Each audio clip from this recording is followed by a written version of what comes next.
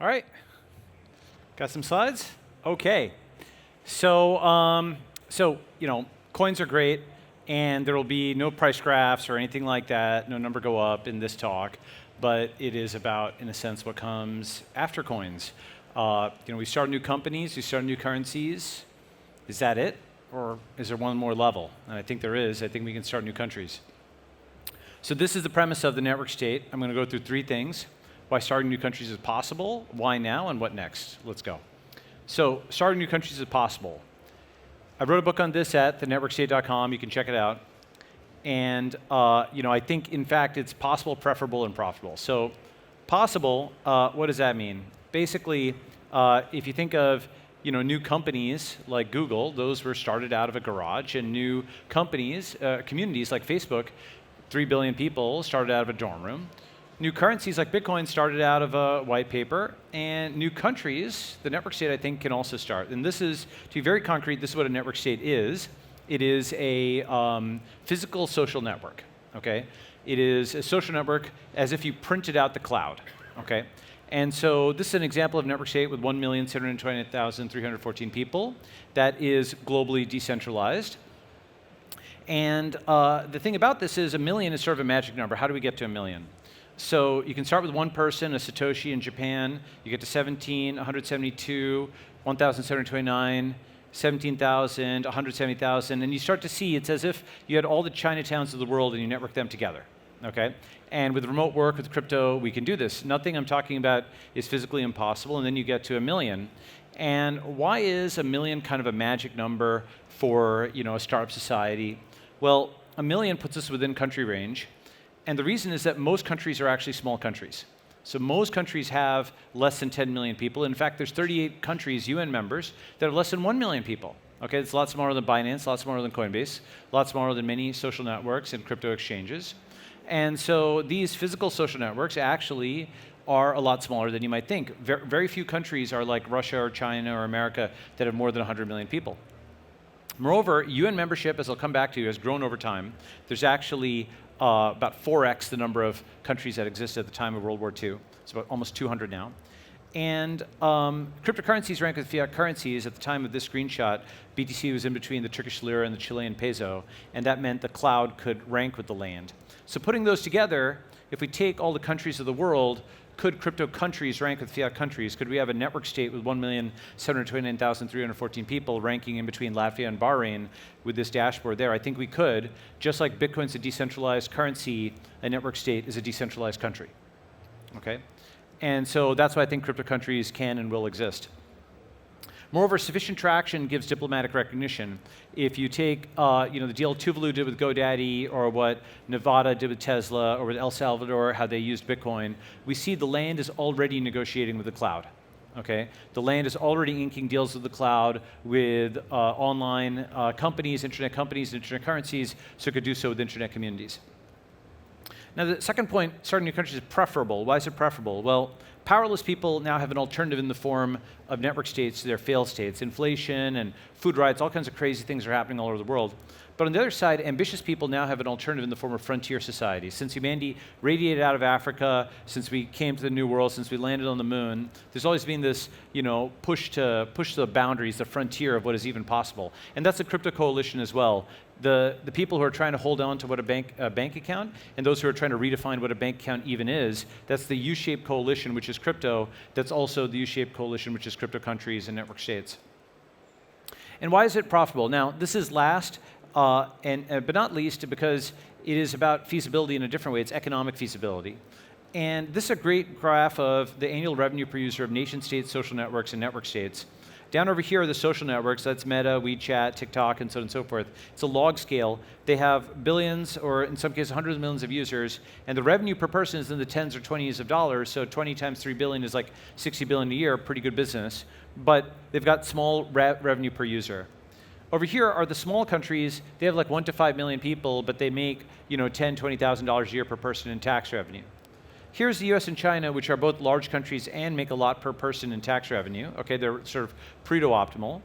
And then here would be the startup societies, eventually the network states, that make on the order of $1,000 a year per person. Perhaps it's just a club membership that becomes a bigger thing over time. Perhaps it eventually becomes co-living. They can start small, but think big. They can move up in terms of revenue per person. They can move outward because there's no upper limit on the scale of a network. In fact, if you look at on the right axis, some of the networks are actually bigger than the nation states. You know, Facebook has more people than China or India does, right? Okay. So that's why new countries could be profitable. I call it the new SaaS, society as a service. Haha, okay. So now, why now? Why are new countries possible? So I'm going to zip through this. It's a very fast history lesson and present lesson. But essentially, history is running in reverse. Many things that happened in the past are happening today, but in opposite order. So, for example, back in 1890, the Western frontier closed, like you couldn't move west anymore. But in 1991, the internet frontier opened. You can open at a domain name. In the past, we had the Spanish flu. Today, we had COVID-19. In the past, we had the captains of industry. Today, we have the tech billionaires. In the past, the journos beat the founders. Ida Tarbell beat Rockefeller, and all the great fortunes were shoved into foundations and taken out of individual control. Today, the journos are getting beaten by the founders being journos, lol, okay. Back then, the New York Times sided with Stalinist Russia to choke out Ukraine. Today, the New York Times has reinvented itself as an ostensible champion of Ukraine. Back then, actually, America shipped goods to China. So this is from 1897. It shows Uncle Sam as a manufacturing superpower, shipping all this stuff to a stereotypical Chinese person as a passive market, wanting 10,000 bridges and roads and cars. Today, of course, it's totally the opposite direction. Back then, Russia was a senior partner to China. Today, China is a senior partner to Russia. Back then, a British ancestry man ran India. Today, an Indian ancestry man ran Britain, right? It's kind of funny. So we can see history running in reverse quantitatively, too, okay? This is in some ways the most important graph in the world because it shows that for thousands of years, the center of mass of the global economy was in Eurasia, roughly the geocenter of the civilizations that were Japan and China, India, the Middle East, Europe. It was roughly in the middle of Eurasia. That's why there was military economic parity across the Eurasian supercontinent. That's why the Huns and the Mongols could invade Europe, why the Arabs could invade Andalusia, why Marco Polo sought out China, and why Columbus looked for India. But after the Industrial Revolution, the world economy moved to Europe, then they all beat each other up. By 1950, that was peak Westernization, peak centralization. And since then, since that extremely unusual moment in human history, the world economy has been moving back to Asia. And since the end of communism in 1991, or Soviet communism, it's moved back very, very, very fast. And so the first stage was thousands of years, and the next stage was hundreds of years, and then the next stage was just tens of years, okay? So this means the non-West actually dominates global GDP. Everything about, MAGA and 1945 and so on and so forth, Build Back Better, is all about a moment in history that will not be repeated because the entire world economy, this represents billions of people across thousands of years, the world economy has changed. And there's many more graphs that look like this. If you look at the graph of tax rates, if you look at the graph of kind of income inequality, but really that's power equality because now you have lots of billionaires who can actually contend with states. If you look at the graph of steel production, America was 10x Chinese steel production, now it's 1/10. If you look at political unity, this is a very important one. America used to be politically unified, now it's politically disintegrated. The parties aren't voting with each other. And not just true at the level of Congress, but at the level of individuals. This is a totally different graph of social networks of Twitter. 8 years ago, you had blue and red not even talking to each other on social media. Now they're not even interacting with each other. They're all in different social networks. America is actually ideologically disintegrated. Now, why is this actually important for crypto? It means we're going to see new countries because if you go back to this graph and you look at the origin of all of these new countries, the reason those countries arose is the British Empire ended and broke apart, and the French Empire ended, and then this bump over here is when the Soviet Empire ended, and we had a dozen Soviet countries plus the Warsaw Pact got basically de facto independence. And as those empires fell, new countries arose. So as the post-war order fails, new countries will arise, okay? Moreover, actually, history is running in reverse in another way, which is if you go backward in time and you ask what happened before this moment when there were only 50 countries, if you go backwards in time, this is actually, you see a lot more countries. Why? This is what Germany looked like before Bismarck. Lots of individual principalities, very decentralized, fragmented. This is what India looked like in the past. This is actually, if you zoom in, this is what India looks like even in one kind of area. These were places that were organized by community rather than geography. If you think about maps, they're actually a technology. A straight line on a map traverses mountain ranges and rivers and so on and so forth. You wouldn't actually draw it unless you had modern surveying tools, right? So if you go backwards in time, you get lots of independent political units, just like lots of startup CEOs, lots of startup companies will have lots of startup countries. So that is actually the prediction that, just like if you go backwards in time, you get more independent states. 1950, that was peak centralization. The reason this whole thing happened is, in the past, you had decentralization, then technology and politics favored centralization, and now we're in the period of re-decentralization. That is happening technologically as you go from mass production to smartphones, basically from pushing one button, for 40 years to pushing 40 buttons a minute, right? And it's also happening at the political level as you go from a unified America to a fragmented and decentralized America.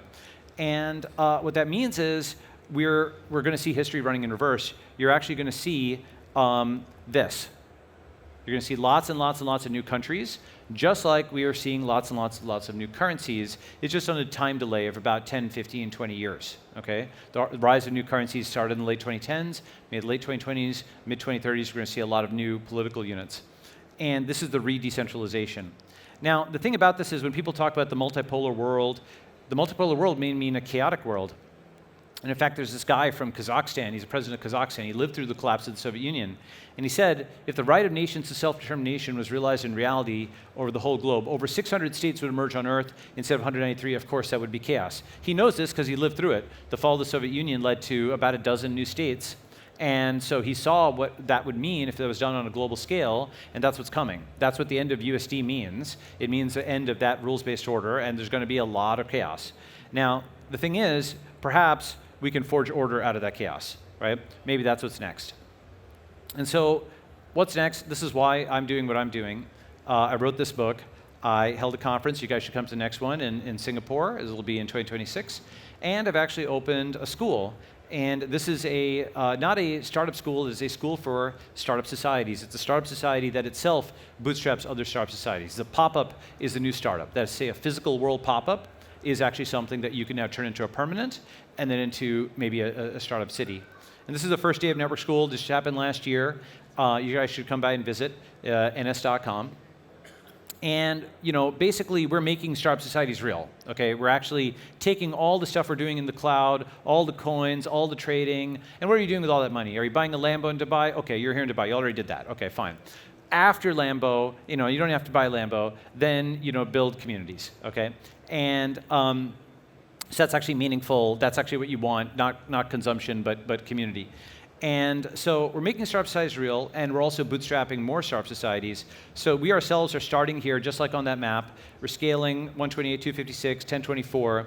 And sometime around 2048 or thereabouts, we will open up other startup societies around the world. We'll open one here in Dubai. We'll probably open one in El Salvador, other places like that. And we're also funding lots of other people to do there. So for example, Vitalik is doing Zuzulu and all the sons of Zuzulu, like the Ethereum network state.